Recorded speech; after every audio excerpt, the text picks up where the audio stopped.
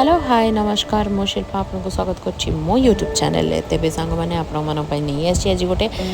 नुआ रेसिपी तो ये कह गले कि नुआ रेसिपी भी नुह यहाँ ओडिया घर तो सब मिक्स वेज गोटे कमन रेसिपी थाए गोटे साधा बार ये जिनसा ही हुए तो ये मिक्स वेज बनवाई कि आपणकर जहाँ भी पसंदीदा जो भी पनीपरिया थे से पनीपरिया आप नहीं पारे से पनीपरिया को आप निज हिसाब से काटिदेवे ताप आप बुट डाली भी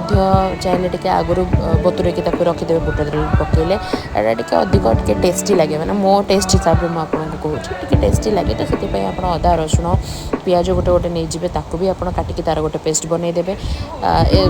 सब पनीपरिया काटि सारापर गोटे पात्र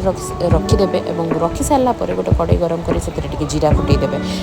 आप चाहिए जी पियाज काटिकी पियाज भाजिकी आप बिलाती पकईकी तादेह मसला पकईबे तो सेमती करेंगे ना आप डायरेक्ट सीधा तेल गरम कर जीरा फुटे से डायरेक्ट अदा रसुण पेस्ट देपारे और से कटा बिलाती भी देपारे बिलातीटा पकड़े टे टेस्टी हो जाए टे पार्टीर टेस्ट गोटे पार्टी को गोटे अलग टेस्ट गोटे आसे मु प्रिफर करे बिलाती को पकईवाई कि तो पकई सारापर कषा जाए देदेवे से लुण आपणकर जहाँ टेस्ट जो हिसाब से आपणकर लुण जी मात्रा आप खाई पारे माने जी आवश्यक थी से हिसाब से आप लुण देवे लुण देलापर से लंका गुंड हलदी गुंड भी देवे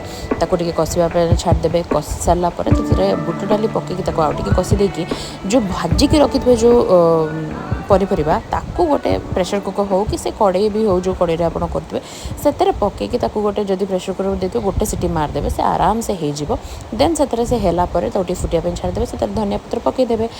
आपको आप परोटा पूरी रुटी सांगे भी खाई पारे रेसिपी केमती लगे निहाती कमेंट करी जणाइबे सी यू नेक्स्ट वीडियो।